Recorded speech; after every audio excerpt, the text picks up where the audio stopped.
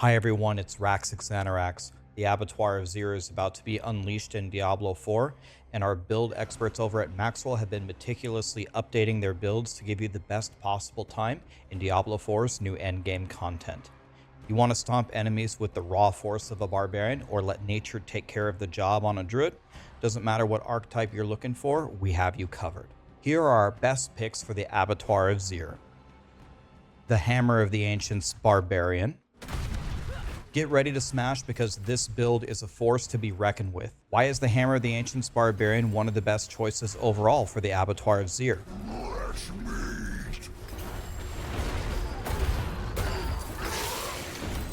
First off, if you're a fan of fast-paced gameplay, you're in for a treat. The Hammer of the Ancients Barbarian obliterates enemies in the blink of an eye. It's a relentless, unstoppable force that leaves nothing but destruction in its wake. Secondly, this build brings a medium-sized area of effect for dungeon clearing and packs a serious punch in single target damage for those boss battles. It's the best of both worlds. In terms of survivability, HotA sits right in the middle. It's not an unbreakable wall, but it's certainly not a glass cannon either. With medium sustain, you'll need to keep your wits about you. Mindfulness is the key to conquering the Abattoir of Zir. When it comes to playstyle, keep your shouts and the Wrath of Berserker off cooldown and spam your core abilities for maximum damage. It's a straightforward approach that's easy to pick up.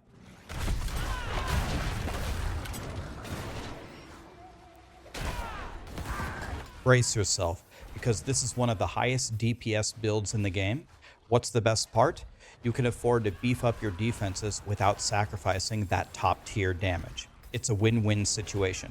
So if you're ready to become an unstoppable force in the Abattoir of Zir, the Hammer of the Ancients Barbarian is your ticket to demon-slaying glory.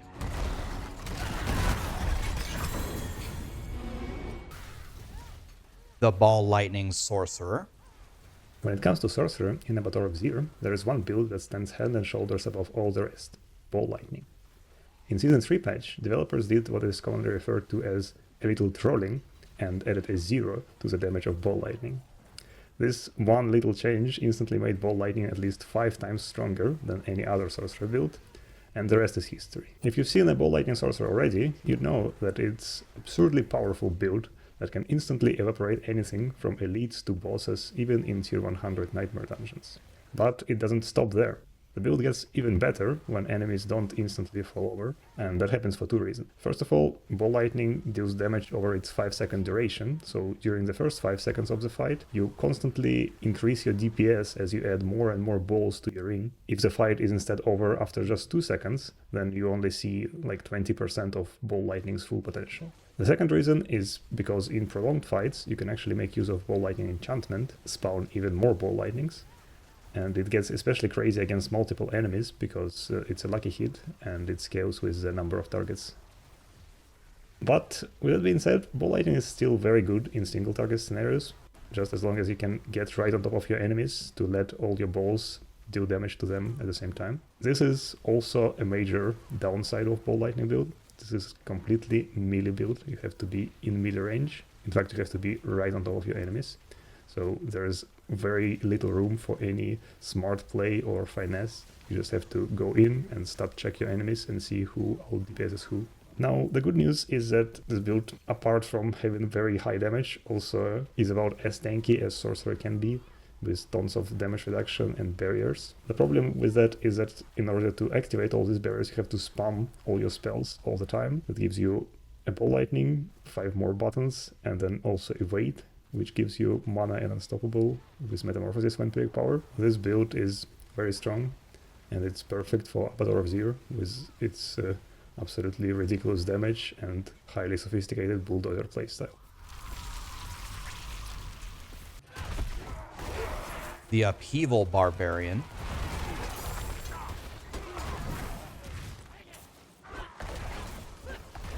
The Upheaval Barbarian offers an overall fast-paced experience, but here's the twist. Your primary attack, Upheaval, has a slower animation compared to the other core skills. It might take some time to get used to, but trust me, it's worth the effort.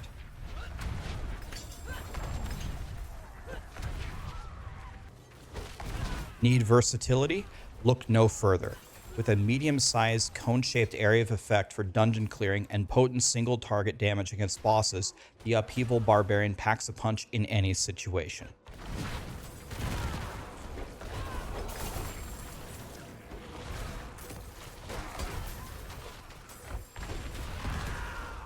When it comes to toughness, it's a middle ground. It's not overly tanky, but definitely not a glass cannon. The Upheaval Barbarian strikes a balance with medium toughness, making it a resilient force on the battlefield.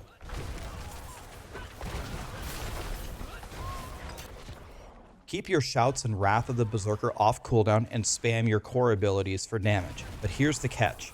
Positioning is key. Maximize your DPS by standing slightly on the outside of groups, aiming toward the center. It's a mid-range playstyle that adds a strategic layer to the chaos. Speaking of playstyle, the Upheaval Barbarian feels like a mid-range powerhouse rather than a full melee brawler.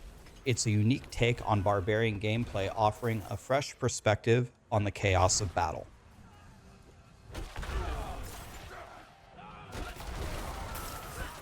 Now let's be honest, the Upheaval Barbarian is essentially just a worse version of HotA, with a slower pace and fewer multipliers to scale off of. But it still stands as one of our best options for pushing through the Abattoir, so it's all about finding the rhythm in the chaos.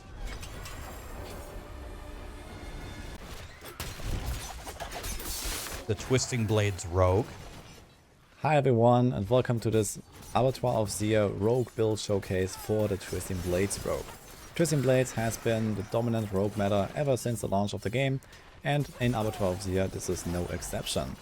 Twisting Blades has extremely high damage output, it has built-in crowd control, it's a really fast and fun to play build, and with Abattoir of Zir you can really show what this build is capable of.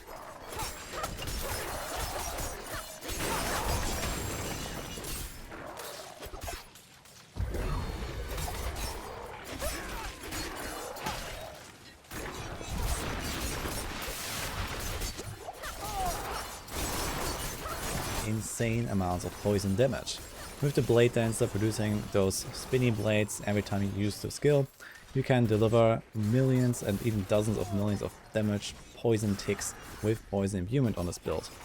So the setup leans heavily into poison imbuement, bursting venoms, pestilent points to produce high poison uptime whenever possible and the biggest poison damage that it can possibly have.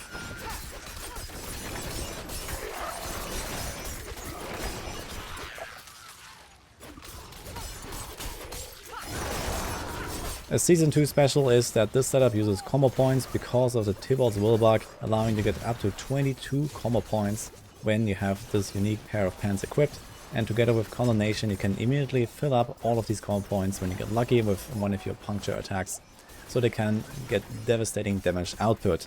And on top of this you have maximum capped movement speed at all times, every time you use the Twisting Blades with a few combo points active.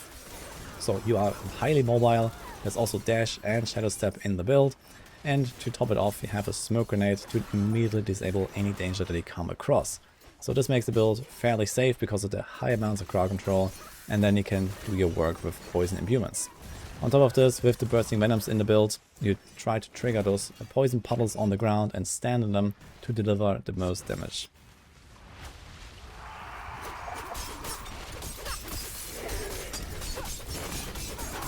All in all, this is going to be a powerhouse of a build going into the Abattoir of Zir, and most likely produces the highest possible clears on the rogue class.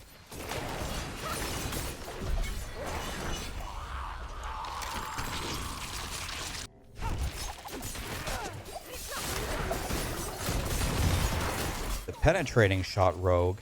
Hi everyone and welcome to this Rogue Abattoir of Zir build showcase for the Penetrating Shot Rapid Fire combo build.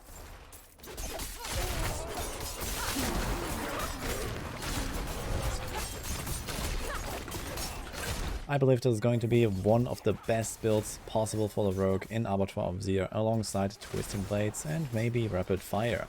The main reason for that is that with the Tybalt's Will bug giving you up to 22 combo points, both Penetrating Shot and Rapid Fire benefit a lot from this effect, with either getting more arrows that all deal more damage in the case of rapid fire for massive single target burst, or having just huge AoE damage plus insane amounts of lucky hit chance.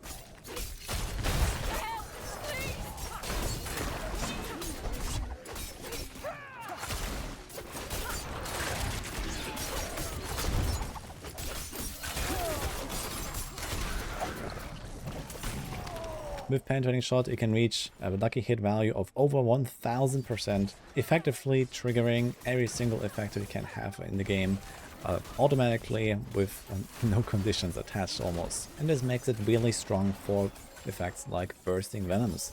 Bursting Venoms is an effect where if you use a poison imbuement skill, you can trigger those poison puddles on the ground, and while standing in those you have infinite amount of poison imbues. And with those you can get tons of poison damage up on the target and just melt everything immediately. On top of this, you can combine this with the X-Files ring that also produces more poison explosions from those bursting venom procs and your own poison imbued attacks.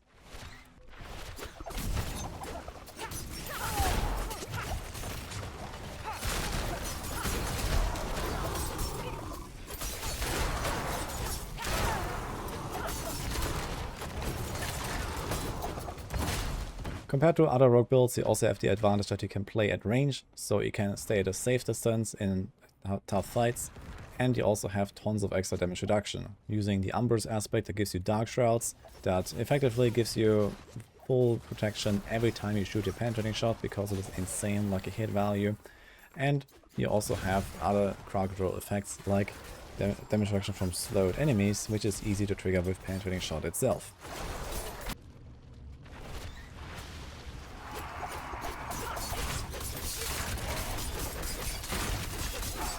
Overall, this is going to be a powerhouse of a build that might not be as strong as, for example, Barbarians.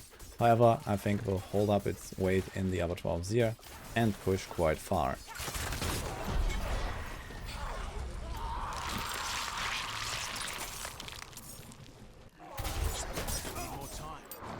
The rapid fire rogue.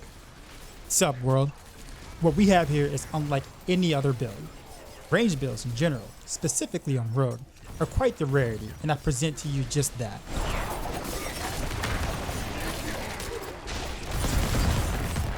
This rapid fire rogue build is very fast paced with a godlike amount of single target damage. Despite it being single target heavy, this build actually clears quite nicely with the repeating aspect, ricocheting arrows from the initial streamlined shot. Would you believe me if I told you that each arrow hits so hard that in non-Abattoir of Zir content, most of the arrows don't even get a chance to ricochet with this aspect. This leaves quite a bit of headroom in terms of scaling and reaching this true power.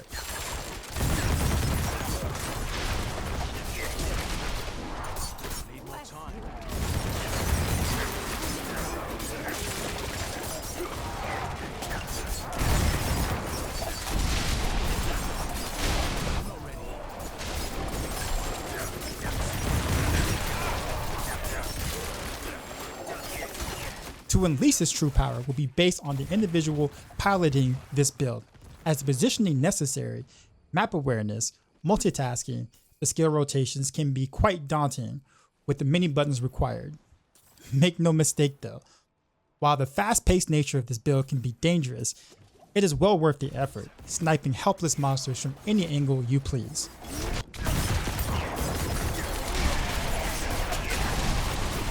Recall when I spoke about how it depends on the individual piloting this build? Well, I'm one of those pilots, as I definitely will be taking this build all the way to the top in Abattoir of Zir. Will you pick up your bow and join me? Pilot this amazing build and be the bow rogue you knew you always wanted to be.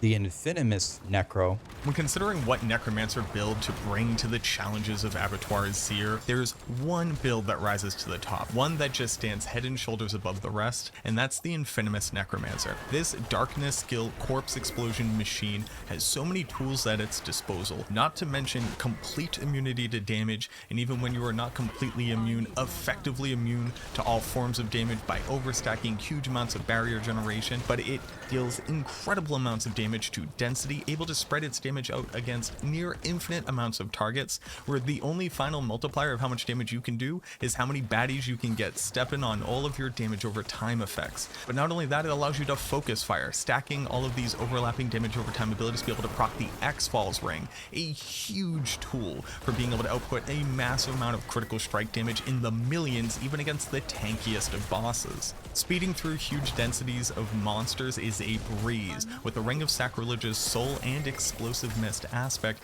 means while you're sitting there completely immune in blood mist, corpses are continuously exploding around you, helping to spread huge amounts of AoE damage, crowd controlling with corpse tendrils. When you come back out of the mist completely clean, everything will be dying in a miasma cloud behind you. Are you looking for an amazing density clearing build? Infimist has you covered. Are you looking to melt single targets? It does that too.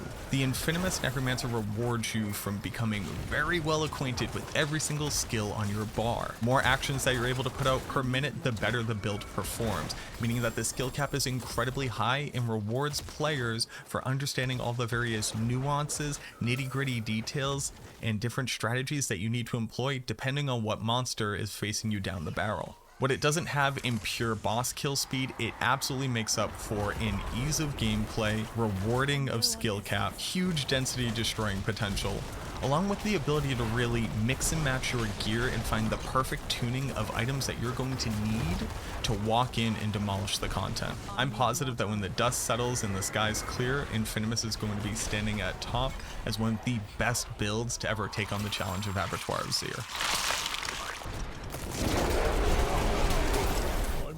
The Werewolf Tornado Druid. For druids in the Abattoir Of Zir, we're going to be showcasing the Werewolf Tornado archetype. This well-rounded, simple-to-play shapeshifter slates as one of our best for progression into Diablo 4's new content.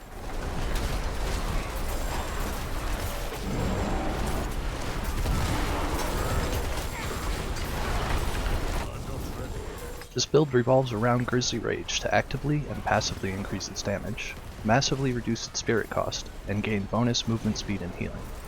Aside from this major cooldown, this build fits a handful of defensive and utility-based skills, which are generally limited when transforming into a direwolf.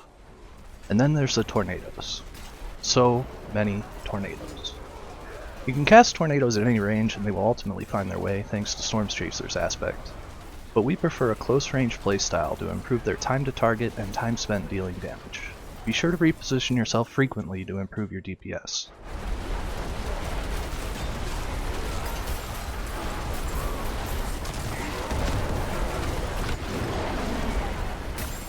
This build deals damage similarly to large packs and bosses alike, with a few seconds of ramp time before reaching its maximum damage potential. If Tornado Druids are anything, they're fast. Between Ghostwalker, Direwolf aspects, Digitigrade Gate, and gear rolls, they easily meet and exceed the 200% movement speed cap. In Season 2, we're able to turn all of this movement speed into additional attack speed thanks to the Ravenous Vampiric power, and we add Preserving Bloodhowl, Accelerating Aspect, and the high base attack speed granted by a one-handed weapon on top of that. The movement speed allows us to reposition quickly to suit our close-range playstyle, and the attack speed lets us fill the screen with tornadoes in a matter of seconds.